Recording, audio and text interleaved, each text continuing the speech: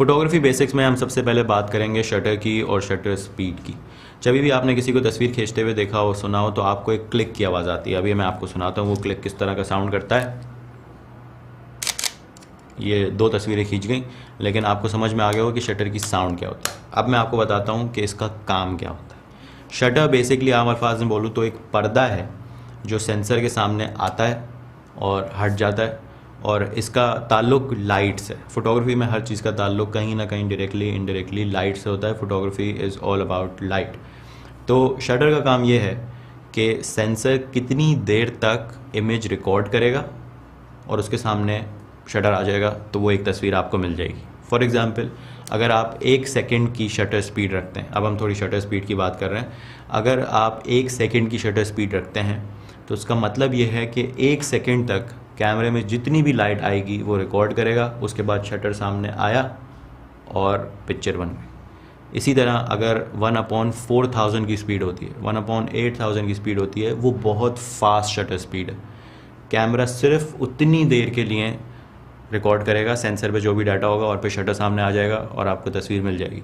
तो इसका एक्सपोजर से क्या ताल्लुक है? एक्सपोजर का मतलब क्या है? एक्सपोजर का मतलब ये है कि आप पिक्चर को एक्सपोज कैसे करते हैं। एक्सपोज का मतलब लाइट उस पर कैसे अफेक्ट होगी, कितनी लाइट होगी, वो तस्वीर कितनी डार्क होगी, कितनी उसमें हाईलाइट होगी, कितने शैडो होंगे।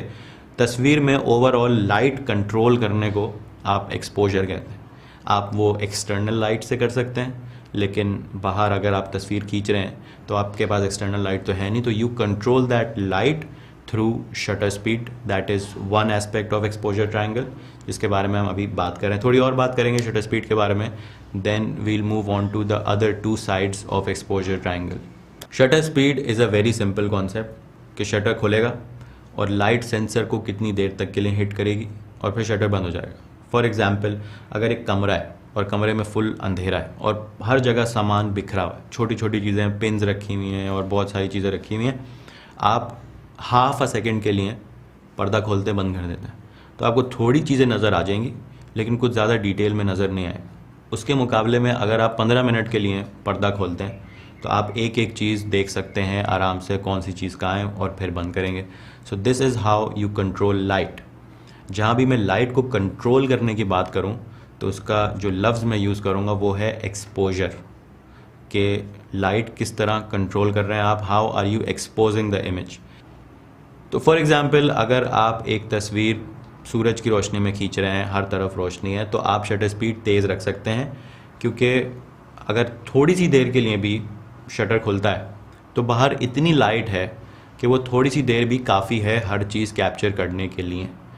लेकिन अगर आप रात में तस्वीर खींच रहे हैं और कोई ऐसी लाइट सोर्स नहीं है तो आपको शटर को ज़्यादा देर तक के लिए खोलना पड़ेगा। So this is the basic concept of shutter speed. ये है एक फ़ायदा।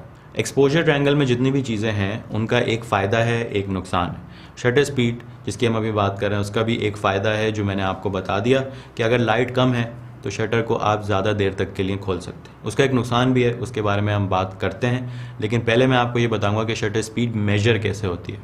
जिस तरह हर चीज़ का एक मेजरमेंट स्केल होता है, इस तरह शटर स्पीड सेकंड्स में मेजर की जाती है। अगर नंबर लिखा हुआ है, सिर्फ आप कोई भी कैमरा यूज़ कर रहे हैं, सिर्फ नंबर लिखा हुआ है 1 2 7 8 10, तो दैट इज़ सेकंड्स। इतने सेकंड के लिए शटर खुलेगा और लाइट हिट करेगी सेंसर को। लेकिन अगर बहुत लाइट है, आप तेज़ शटर स्पीड रखना चाहते हैं कि शटर फ़ौरन खुले बंद हो जाए, तो फिर वो 1 अपॉन फ्रैक्शन में बात होती है कि 1/2 है तो हाफ अ सेकेंड, 1/4 है तो क्वार्टर ऑफ अ सेकेंड। इस तरह 1/10, 1/20, 1/4000, 1/8000, जितने टाइम के लिए भी आपको शटर खोलना है। तो ये था मेजरमेंट ऑफ शटर स्पीड। अभी तक मैंने आपको ये बताया कि शटर क्या होता है, शटर स्पीड क्या होती है, उसको यूज़ किस तरह किया जाता है, उसका मेजरमेंट स्केल क्या होता है। अब मैं आपको ये बताऊंगा कि उसका नुकसान क्या होता है। उसका नुकसान ये है कि अगर आगे पीछे कम लाइट है और आपने ये फैसला कर लिया है कि आप शटर स्पीड थोड़ी ज़्यादा रखेंगे, आप 1 सेकेंड या 2 सेकेंड के लिए आप शटर खोलेंगे और सेंसर पे लाइट हिट करेगी, तो ये 2 सेकेंड के लिए आपका कैमरा हिल नहीं सकता, क्योंकि वो 2 सेकेंड के लिए इमेज रिकॉर्ड कर रहा है। और अगर इस 2 सेकेंड के बीच में आपका कैमरा हिलता है तो फिर इमेज वॉबली आएगी, क्योंकि 1 माइक्रोसेकंड के लिए वो ये इमेज रिकॉर्ड कर रहा है, फिर 1 माइक्रोसेकंड के लिए वो ये कर रहा है, फिर 1 माइक्रोसेकंड के लिए ये कर रहा है। इस तरह जब तक 2 सेकंड पूरा होंगे तो इमेज आपकी बहुत ब्लरी सी, वॉबली सी आई। तो ये है इसका एक नुकसान कि अगर आपको कम लाइट में सही तस्वीर चाहिए, फोकस में भी हो, शार्प भी हो, तो या तो आप ट्राइपॉड पे लेंगे या तो आपके हाथ इतने स्टेडी हों कि वो हिले नहीं। वो शटर स्पीड आपको कंट्रोल करनी पड़ेगी। It's trial and error. एक बेसिक रूल है जो मैं आपको बता देता हूँ। ये कोई रूल नहीं है, it's sort of a guideline. आपको लेंस की फोकल लेंथ क्या होती है वो मैं समझाऊंगा थोड़ी देर में, लेकिन ये रूल आप शटर स्पीड के लिए लिख लें। It will really help you out. जब आपको लेंस समझ में आ जाएगी तो ये रूल भी आपको समझ में आ जाएगा, लेकिन आप अभी इसको लिख लें। जितनी आपकी फोकल लेंथ होती है, लेंस की फोकल लेंथ होती है, वो क्या है अभी उसके बारे में बात करेंगे, लेकिन अभी आप ये लिख लें।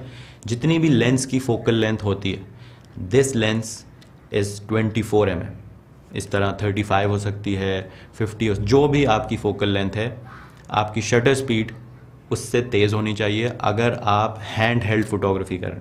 For example, if this is a 24 mm lens, तो मैं शटर स्पीड कभी भी 1/25 से स्लो नहीं जाने दूंगा, वरना वो ब्लर होना शुरू हो जाएगी। तो when ever I am clicking pictures with this lens, the lowest I go is 1/25।